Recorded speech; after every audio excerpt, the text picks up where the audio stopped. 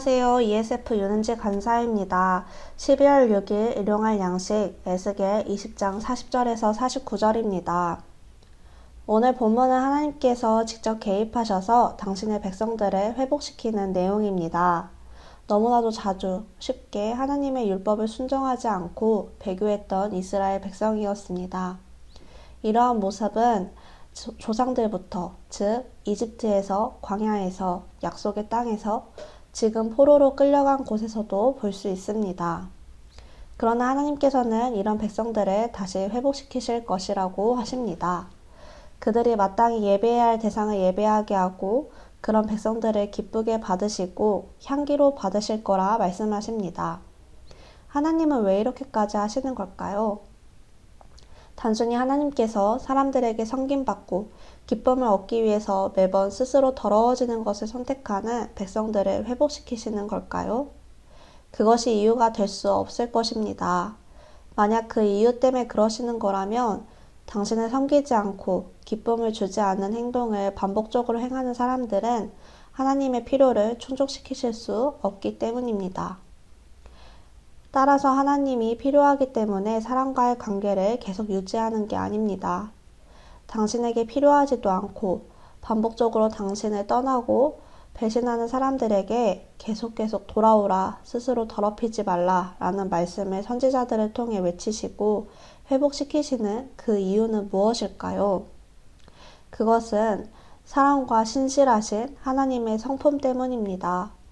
에스겔 20장 17절을 보면 하나님께서 백성들을 아끼셔서 광야에서 멸하여 아주 없이하지 않았다고 나와 있습니다. 우리가 봐도 말썽쟁이, 골칫덩어리인 사람을 하나님께서는 아끼시고 긍휼히 보시고 사랑하십니다.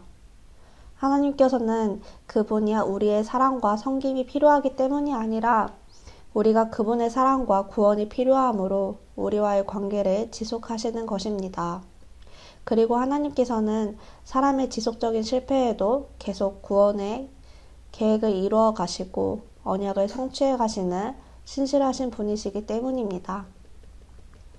하나님께서 회복시키신 백성의 모습은 어떤 모습일까요?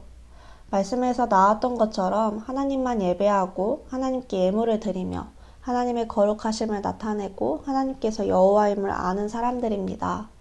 또한 하나님의 말씀을 불순종하고 배교했던 스스로 더럽힌 모든 행위를 단순히 기억하는 정도가 아니라 자신의 책임을 인정하고 스스로를 미워하는 사람들입니다.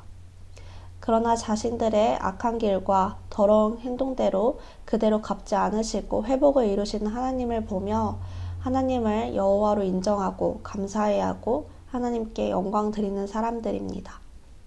이런 백성들의 모습을 하나님께서는 너무너무 기뻐하시고 악취가 아닌 향기로 받으십니다.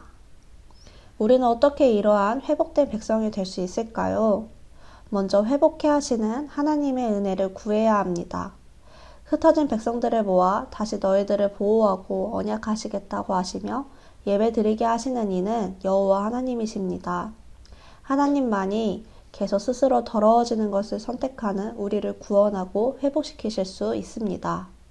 그런 회복시키시는 은혜를 우리에게 주도록, 그래서 하나님께 악취가 아닌 향기가 되기를 바란다고 구해야 합니다. 그렇다면 우리는 아무런 노력을 하지 않아도 될까요? 우리가 아무것도 하지 않아도 하나님께서는 우리를 회복시키실 능력이 있으십니다.